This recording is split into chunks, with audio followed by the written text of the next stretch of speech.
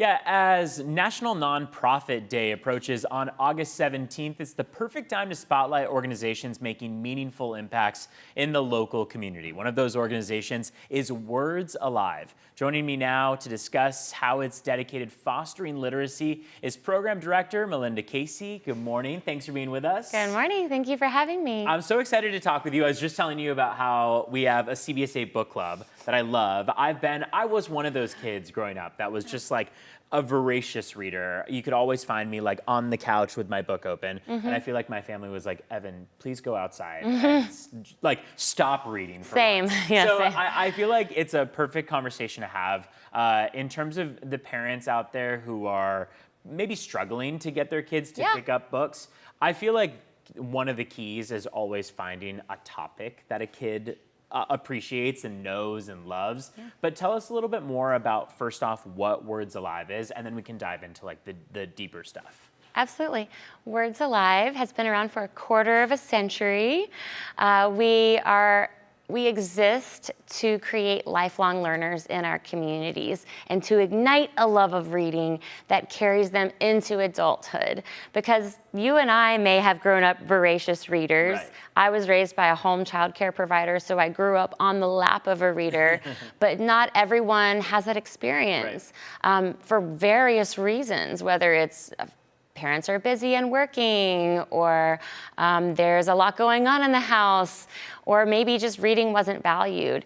We are there to help change those habits, and our programs exist to serve kids 0 to 18 and their families through books that reflect their lived experiences and materials that are high quality and very engaging, because we want them to have fun. And you were saying that literacy rates in San Diego County are not where we'd like them to be. We'd love for our kids to be a little bit more proficient at their grade level. Thank you. Yes. What is that like? It's a daunting task because I feel like you have to collaborate with parents, with teachers, and you also have volunteers on the ground that are doing the work. So is it a collaborative process with everyone? We could not reach the 6,000 people that we do every year without more than 80 partnerships with local nonprofit organizations and businesses, corporations, and hundreds of volunteers from across San Diego, the country, and the world. We have volunteers who are virtual, who help write our curriculum, and we have volunteer reading role models who go into our Title I schools every single week, every single day, and read to kids 30 weeks a year. That's one of my favorite parts, and that's where you guys could also use help, is having more people who are willing to come in and read with kids. You guys are welcome to people who want to read in English and Spanish, in any language, right? Yes, we need multilingual readers. We need readers who look like the kids who we are serving, because we find that when you see someone who reflects your lived experience, modeling a positive reading experience to you, you remember that, and you see yourself reflected in your reading role model, and you think, I too can become a reader, and you do. So we want people to volunteer. We want you to volunteer even. So if you and all of your audience and the camera guy, if you guys all want to go to www.wordsalive.org/become-a-volunteer.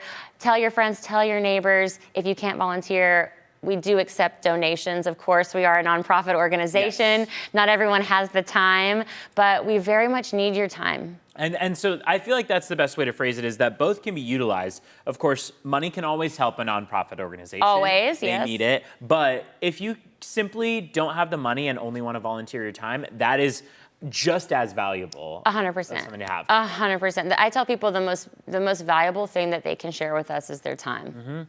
I feel like beyond that, as a kid, you're not even noticing the academic impact. It's more so fun. It's nice to kind of escape what is going on in your normal day-to-day. It can be stressful going into a school for kids. Being able to kind of escape that reality and read a fantasy book or something that's geared toward kids to tell them a different story can be really valuable.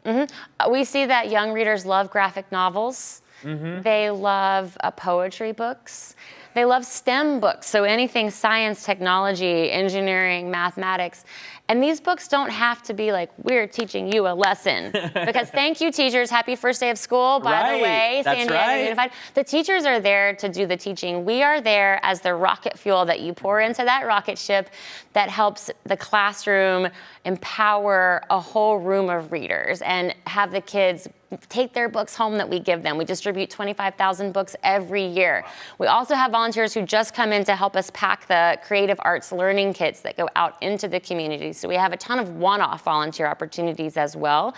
So you don't just have to have time every single week to read to kids, although if you do, great. And we need you. But at third grade is the really critical point where children stop.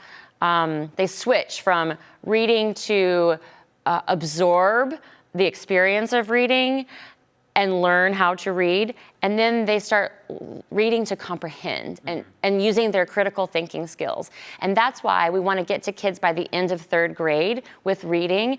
If they have a foundational reading knowledge and experience by the end of third grade, then they are on a successful track after that to be functioning humans who can fill out a rental application or a voting ballot, which you need a master's degree practically to fill out now. It's so complicated. So we want kids to be inspired at third grade, but also beyond, which is why we work 0 to 18. Thank you so much for being with us this morning. Oh my gosh, thank you.